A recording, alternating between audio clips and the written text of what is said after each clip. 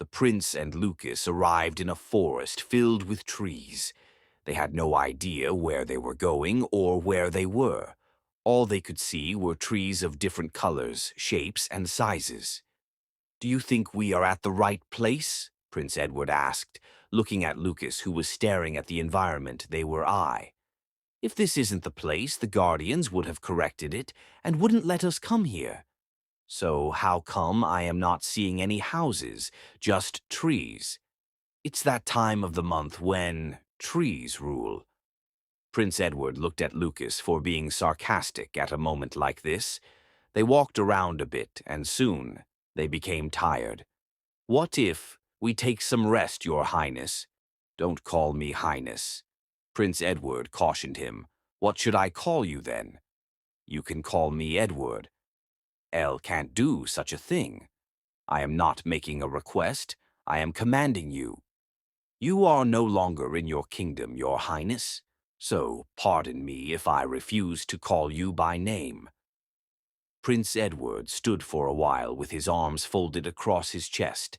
He waited patiently for Lucas to finish enjoying himself before grabbing his ear. "What did you say?" He tried to get the prince's hand off his ear, but the prince wouldn't let go.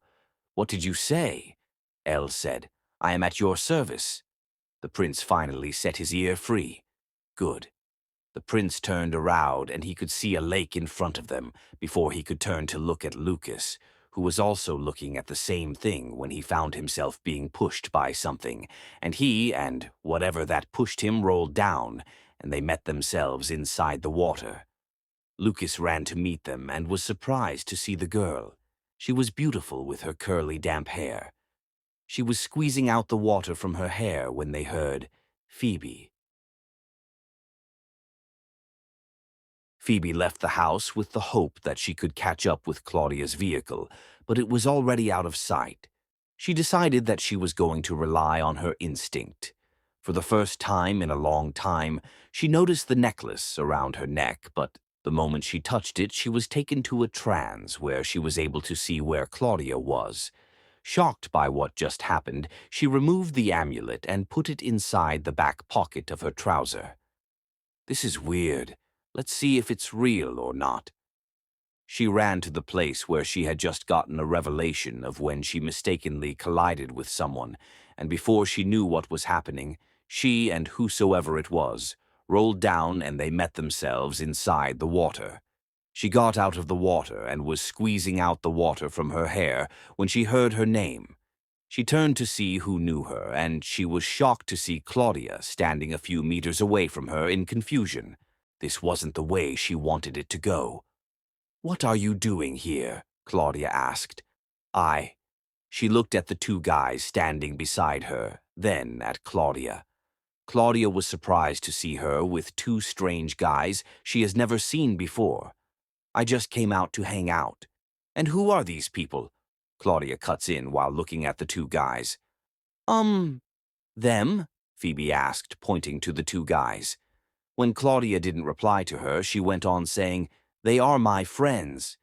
She went behind the prince and covered his mouth when she noticed he wanted to ruin her plan.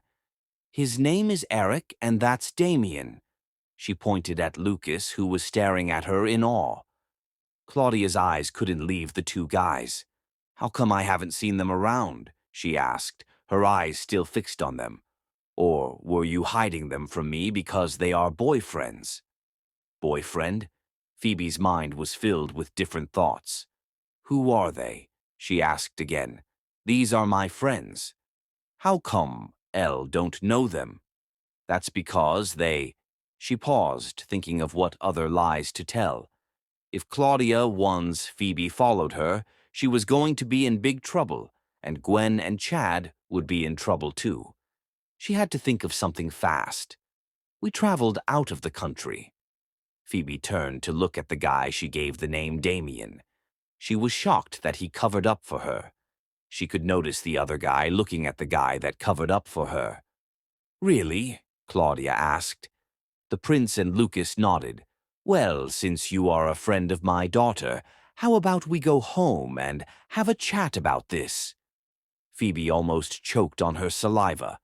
She wasn't expecting this kind of reaction. She thought Claudia would just agree and everyone could go their own way. But having two strangers she knew nothing about in their home was not what she expected. "Do you have a problem with that?" Claudia asked the guys. Lucas whispered into Prince Edward's ear, and after having a secret conversation, they agreed. Phoebe looked at them in awe. She was speechless. Why did they agree to it? They should have rejected the offer. "All right. Brought my car if you don't mind us using that." "No, we do not mind." And they left with Claudia with Phoebe walking behind them with her head bowed in disappointment.